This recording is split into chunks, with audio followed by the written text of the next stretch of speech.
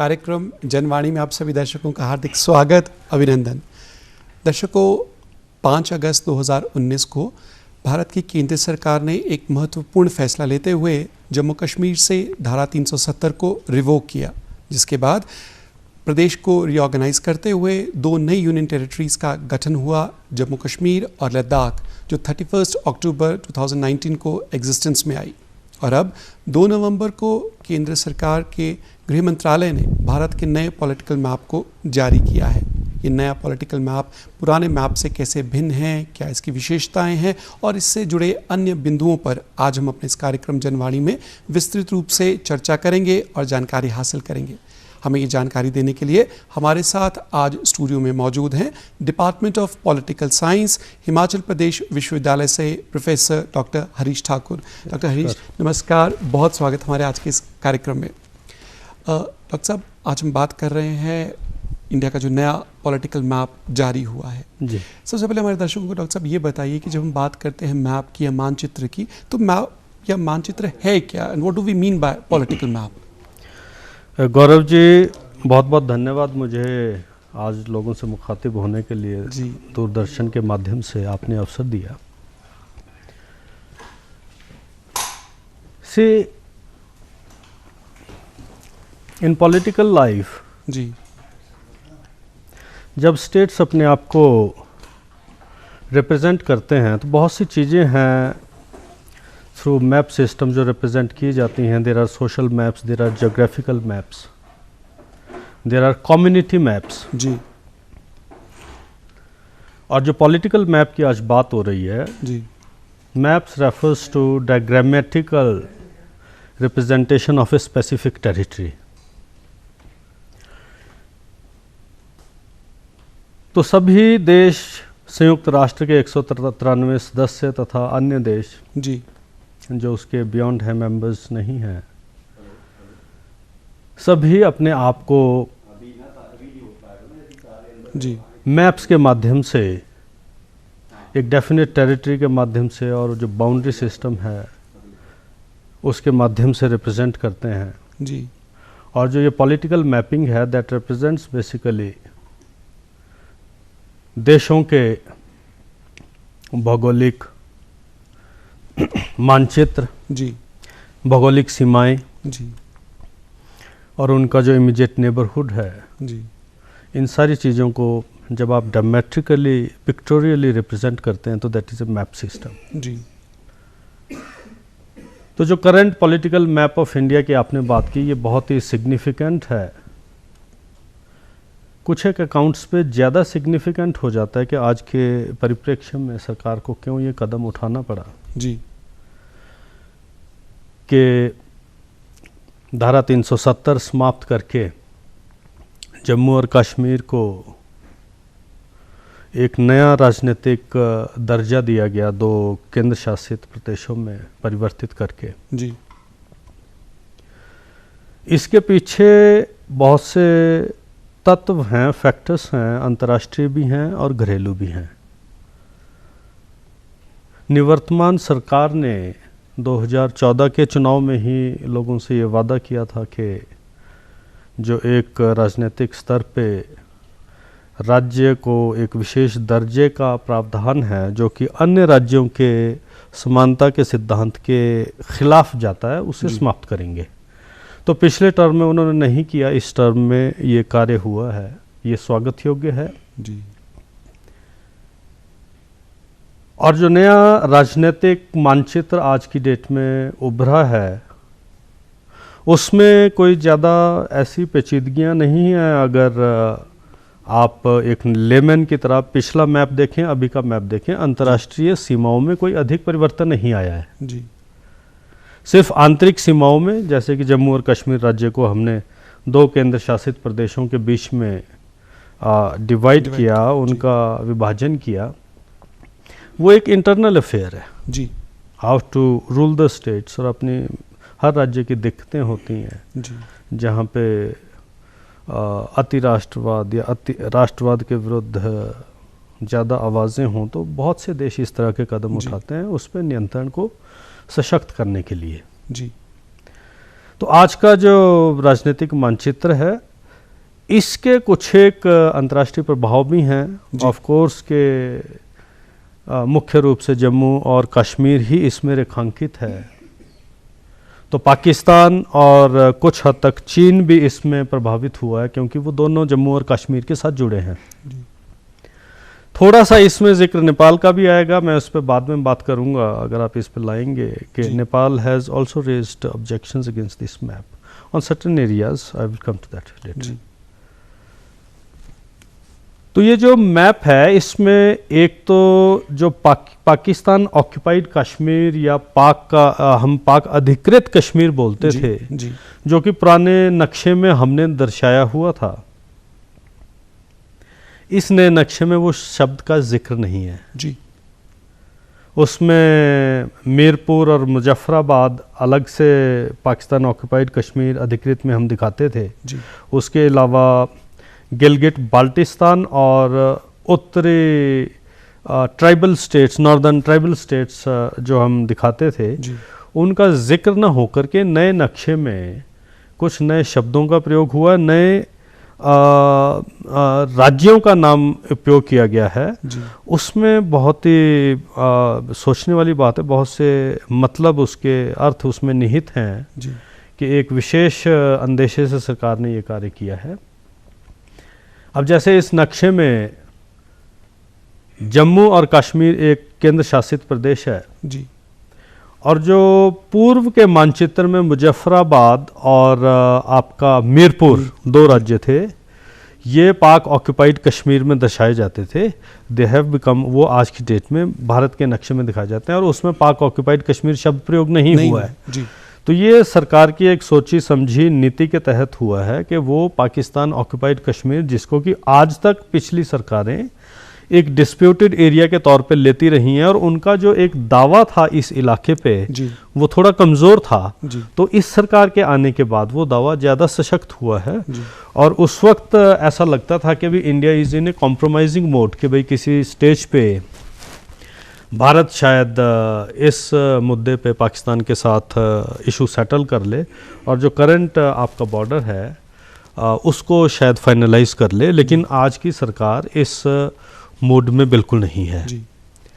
दूसरे जो उसमें अब जो आज के नक्शे में चीज़ें दिखाई गई हैं, उसमें लद्दाख की टेरिटरी को बढ़ा दिया गया है जी। और जम्मू और कश्मीर, जो कि बहुत ज़्यादा इंटरनेशनल मीडिया की वजह से एक विवादास्पद इलाका भारत में दिखा करके भारत के विरुद्ध जो षड्यंत्र होते रहे हैं जी, उनके विरुद्ध एक बहुत सही निर्णय लिया गया है कि जम्मू और कश्मीर को उनकी असली हदों तक दिखाया गया है। उसके बियॉन्ड जो ट्राइबल टेरिटरीज थी, they otherwise also belong to Ladakh, और वो जो तिब्बतन एरियाज थे उनको लद्दाख में ही दिखाया गया। और लद्दाख में उन्होंने गिलगिट वजारत और छिलाज और नॉर्दर्न ट्राइबल टेरिटरीज, ये चार शब्द प्रयोग किए हैं। पहले के नक्शे में गिलगिट बाल्टिस्तान था, और एक दो और शब्द अभी मेरे मिस हो रहे हैं, तो वो शब्द, उन शब्दों का जिक्र नहीं है, पाकिस्तान अधिकृत कश्मीर शब्द का जिक्र नहीं है। तो एक जो पॉजिटिव बात है इस मानचित्र की, कि भारत ज़्यादा असर्टिव हुआ है, भारत ज़्यादा सशक्त हुआ है अपनी आवाज़ को कश्मीर के मामले में उठाने में, और न केवल पाकिस्तान के विरुद्ध बल्कि चीन के विरुद्ध भी ये एक भारत का सशक्त कदम है अपने आप को, और अपने जो ब्रॉडर ज्यूरिस्डिक्शन है जम्मू और कश्मीर में, या ब्रॉडर जो एक भारत का मत है कि कहाँ तक का क्षेत्र भारत से बिलोंग करता है, उसमें पहली बार बहुत सशक्त आवाज़ भारत की तरफ से उठी है, जो कि स्वागत योग्य है। जी, जैसे आपने कहा कि बहुत स्ट्रांगली जो ये एरियाज थे पहले पीओके में दिखाया जाता है, अब ये भारत का अभिन्न अंग है जी। ये बहुत खासियत है इस मैप की। अगर हम बात करें जम्मू कश्मीर की, जैसे आपने बात की आर्टिकल 370 की, थोड़ा सा इसकी पृष्ठभूमि में जाना चाहूँगा, इसके इतिहास पे हमारे दर्शकों को थोड़ी सी जानकारी दें। ये गौरव जी, आपने बहुत ही महत्वपूर्ण प्रश्न उठाया, क्योंकि हमारी जो नई जनरेशन्स हैं जी, वो बहुत अनभिज्ञ हैं इतिहास से, किताबें नहीं पढ़ते हैं लोग जी, और अपने रूटीन की जो हम बहुत सी मॉरल वैल्यूज़ और बहुत सी चीज़ों को टीच करना चाहते हैं, बच्चे they are not into it. Social media ने एकेडमिक लाइफ को बहुत इन्फ्लुएंस कर दिया है, इंटरवीन किया है उसमें। तो कश्मीर का इतिहास तो जो बहुत थोड़ा बहुत कश्मीर के रहने वाले हैं, I so many times talk to my Kashmiri friends, they are unaware of that. बहुत दिक्कत होती है इन चीज़ों को, परेशानी भी होती है कि भी ऐसा क्यों है, लेकिन ये समय है और समय के हिसाब से जनरेशन में बहुत चेंज आया है। मैं हल्का सा आपको एक ओवरव्यू दूंगा कश्मीर का। देखें जी, कश्मीर का इतिहास कम से कम 3000 साल पुराना है जी। 3000 साल पुराना, 2500 से 3000 साल पुराना वो इतिहास है जो रिकॉर्डेड है। Otherwise histories are unrecorded and they run into thousands of years जी। भारत के इतिहास पे लोग हट फिर करके वेदों पे रुक जाते हैं कि भाई वेद जो रचनाएं हैं उनके रचयिताओं के नाम नहीं है, डिफरेंट स्टेजेस में रची गई हैं, लेकिन वो यथार्थ हैं, आज तक पहुंची तो हैं जी। तो कश्मीर का जिक्र भी कमोबेश उसी समय में 2500-3000 साल पहले जिक्र होता है। पाणिनि हुए हैं, ग्रामेरियन हुए हैं, टॉलेमी एक हिस्टोरियन हुए हैं, पतंजलि एक फेमस फिलोसोफर हुए हैं, इन सब ने कश्मीर का जिक्र किया है जी। और अगर उन्होंने जिक्र किया है तो Kashmir was an entity far beyond their information, जितना उन्होंने किया अपने समय का इंफॉर्मेशन हमें पहुंचाया होगा। कश्मीर दो शब्दों से मिलके बना है, का जिसका मतलब पानी है और शमीर का मतलब है ए डेसिकेटेड लैंड। डेसिकेटेड लैंड होता है एक एरिड सूखा हुआ एरिया जी। तो एक बहुत पुरानी ये कहानी है कि भाई ऋषि कश्यप जी, उनके नाम से भी कश्मीर को जोड़ा जाता है कि ये सिंधु नदी, झेलम नदी के जो बारामूला से निकलती है वो ब्लॉक्ड था, और ऋषि कश्यप ने ये अपने आप में बहुत बड़ी झील थी, much wider than the lake of Geneva. तो उस झील को जो एक ब्लॉकिंग पॉइंट और जो वल्नरेबल पॉइंट था उसको ऋषि कश्यप ने तोड़कर वहाँ पे उसको लैंड को इवैक्यूएट करके जब एक लिवेबल लैंड हुआ, then it was inhabited during the time of Rishi Kashyap. ये पतंजलि और पाणिनि के उसमें जिक्र आता है। तो उसके बाद कश्मीर ने बहुत सा समय देखा है, हवाएं आई बदलती रहीं, शासन आए बदलते रहे, बहुत से राजघराने आए बदलते रहे। कश्मीर के इतिहास का एक बहुत बड़ा राजघराना या बहुत बड़ा राजा हुआ है ललितादित्य, 700-800 के आसपास, 8वीं शताब्दी के आसपास वो हुए। And he is called the biggest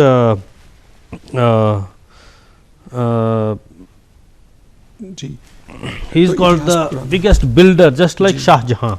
उन्हें सबसे बड़ा जो निर्माण करता, बहुत से मंदिर उन्होंने बनाया। आर्किटेक्चरली कश्मीर बहुत फ्लरिश हुआ और कश्मीर का expense was up to Punjab और ये जो दोआब रीजन है आपका, यहाँ तक कश्मीर का राज्य फैला हुआ था।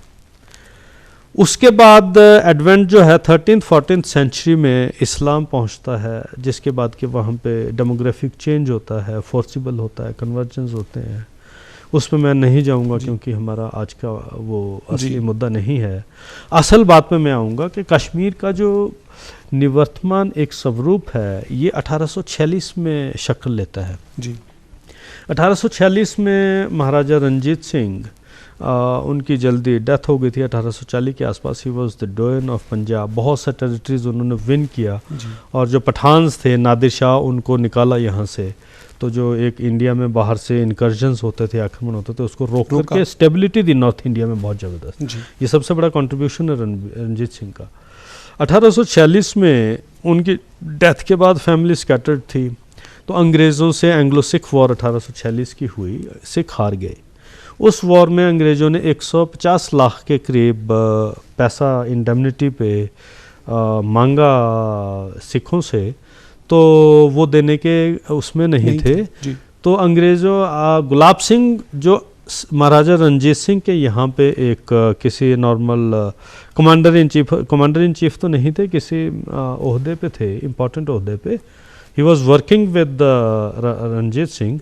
उन्होंने 75 लाख में ये सौदा किया और जम्मू और कश्मीर को ख़रीदा। अब आज की डेट में भी अंतर्राष्ट्रीय कानून में, इंटरनेशनल लॉ में ये जो सेल डीड है बहुत चर्चित है जी, कि अगर आप एक भूक्षेत्र खरीदते हैं तो क्या उस भूक्षेत्र में रहने वाले लोग भी आपकी मलकियत हैं। जी ये इंटरनेशनल लॉ में ज़मीन का खरीद फरोख्त जी और people residing on that particular land उसकी खरीद फरोख्त, ये बड़ा यूनिक केस है। जी और कश्मीर का जो आज की शक्ल है ये 1846 की देन है, जब अंग्रेज़ों ने जेलम से इंडस रिवर से ईस्ट में और आपके ब्यास रिवर से रावी रिवर के वेस्ट का बीच का सारा टेरिटरी जो है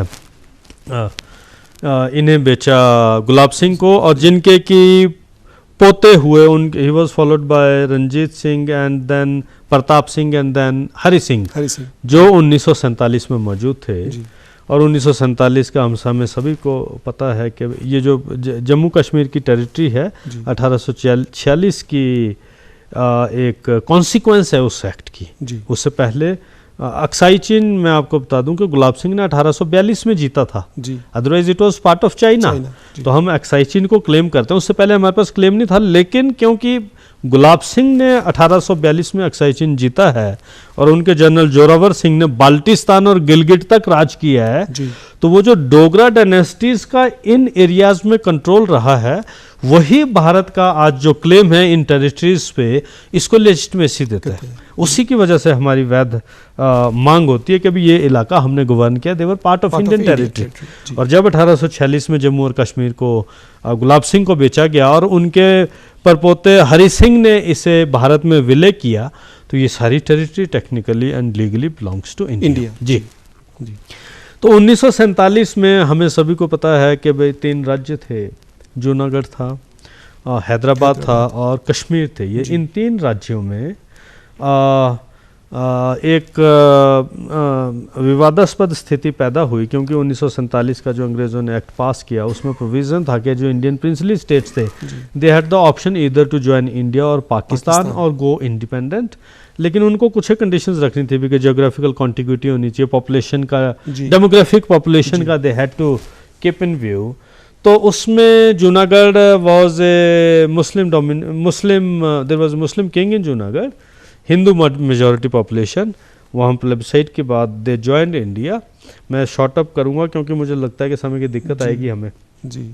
हैदराबाद में geographically it was in the heart of India, तो उनके पास ऑप्शन नहीं था, ही ऑप्टेड फॉर इंडिपेंडेंस, लेकिन that had to be covered up. और जो सरदार पटेल ने बाद में किया, जो उन्होंने बहुत वहाँ पे एक्सक्लूजन किया, बहुत सी बातें हैं, तो वो जो पॉसिबल नहीं था तो वो उस वजह से उसका विलय भारत में हुआ।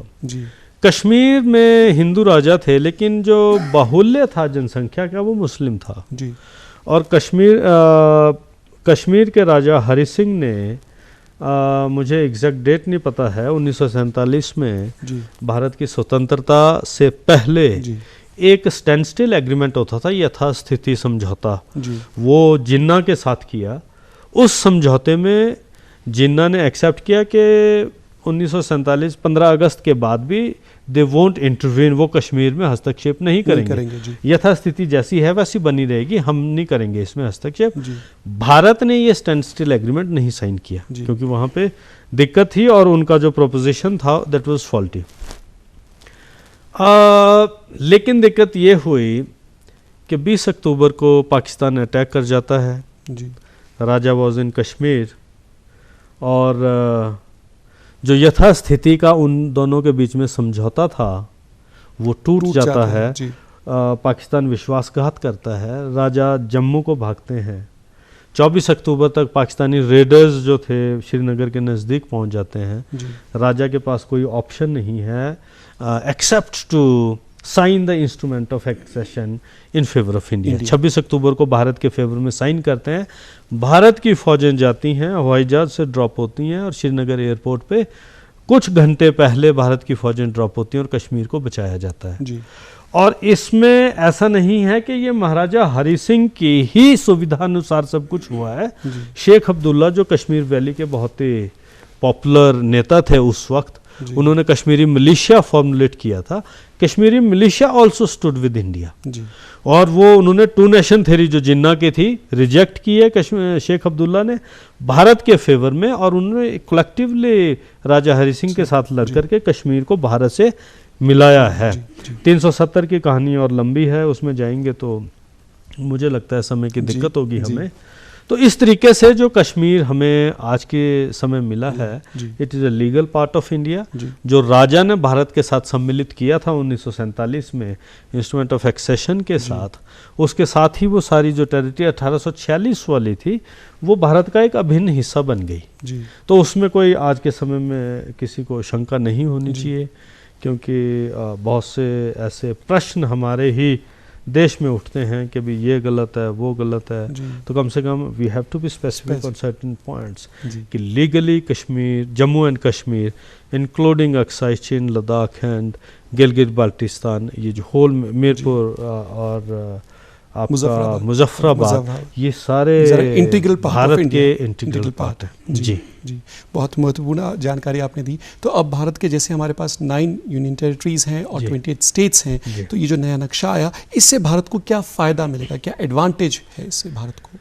देखिए, इसमें भारत को एडवांटेजेस भी हैं, इसमें भारत के लिए चैलेंजेस भी हैं, चुनौतियां भी हैं। जी। लेकिन उससे पहले मैं एक बात और रखना चाहूँगा ज़रूर। कि भारत के इस निवर्तमान मानचित्र में जी। नेपाल ने भी प्रश्न उठाए हैं, जी। चीन ने भी प्रश्न उठाए हैं। चीन की दिक्कत ये है क्योंकि हमने लद्दाख को यूनियन टेरिटरी बना दिया, इससे पहले वो एक विशेष दर्जे वाला राज्य था। जी। तो उन्हें ऐसा लगता था कि जैसे तिब्बत एक ऑटोनमस रीजन है चीन का, जी। और हमने बहुत स्वायत्तता दी है, तो we are adjusting with Tibetans. तो भारत भी जम्मू कश्मीर के साथ एडजस्ट कर रहा है। जी। लेकिन जो आंतरिक डेवलपमेंट्स हैं, डायनामिक्स हैं कश्मीर के, जी। जिसकी वजह से ये सारी परिस्थितियां आई हैं, तो उसके बाद चीन में एक इसके विरुद्ध एक डर की भावना है कि क्योंकि भारत ने लद्दाख को अपना इंटीग्रल पार्ट बना दिया है, यूनियन टेरिटरी बना दिया है, मीन्स के भविष्य में भारत लद्दाख पे अक्साई चिन जो है उस पे बात होगी, लद्दाख पे कोई बात नहीं होगी, जहाँ पे कि चीन आगे तक क्लेम करता है टेरिटरीज। जी। तो ये एक बहुत बड़ी बात है कि, और दूसरे नेपाल का मैं कहना चाह रहा हूँ कि नेपाल ने उनका जो सुदूर पश्चिम इलाका है नेपाल का, हमारे पिथौरागढ़ उत्तरांचल के साथ लगता है, that is a tri junction between India, China and Nepal. उस इलाके में एक काला पानी जगह है, वो उन्होंने कभी जब नेपाल के राजा ने अंग्रेज़ों से 1816 में एक संधि की थी, सुगौली की संधि बहुत फेमस है, सुजौली भी बोलते हैं उसको, एग्जैक्ट वहाँ का नाम I am not sure, Sugauli की संधि बोलते हैं 1816 की। उसमें वहाँ ये जो काला पानी है, महानदी के दोनों तरफ का इलाका है, तो उसमें ये फैसला किया गया था कि जो महानदी है उससे जो पश्चिम का इलाका वो भारत में रहेगा, ईस्ट का नेपाल में रहेगा। जी। लेकिन जब आप नेपाल में कम्युनिस्ट पावर में आए हैं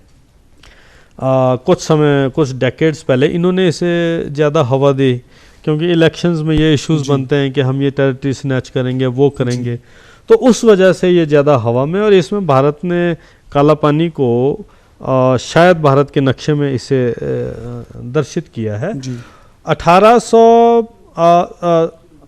1929 में एक और भारत और नेपाल के बीच में, अंग्रेज़ों और नेपाल के बीच में हुई है, जिसमें कि नेपाल ने माना था कि महाकाली से वेस्ट वाला इलाका भारत का है। जी। तो लेकिन आज वो उससे विड्रॉ कर रहे हैं। तो ये 2-3 पॉइंट्स थे भारत और नेपाल के बीच में जिनमें दिक्कतें थी, टेरिटरीज की बाउंड्रीज की, दे हैव बीन सेटल्ड, उसमें कोई दिक्कत नहीं है। जी। इसका जो अभी आप कह रहे हैं ये बहुत इम्पोर्टेंट है कि ये क्यों भारत का नया मानचित्र सिग्निफिकेंट है, इसका क्यों महत्व है। एक तो पहली बार बहुत प्रभावी तरीके से किसी सरकार ने विश्व समाज में, विश्व बिरादरी में अपने विचार को रखा है बहुत स्ट्रांगली। जी। आज से पहले मैं आपको अब दिक्कत ये आती है कि अभी हम थोड़ा सा इतिहास की चर्चा करें तो उसमें बहुत सा पॉलिटिकल सी चीज़ें आ जाती हैं। लेकिन जब अक्साई चिन हम बात करते हैं, बहुत कम लोग जानते हैं कि 80% अक्साई चिन चीन ने बिना लड़े एनक्रोच करके 1957 तक ले लिया था। जी। बाकी 20% लिया है 1962 की लड़ाई में। जी।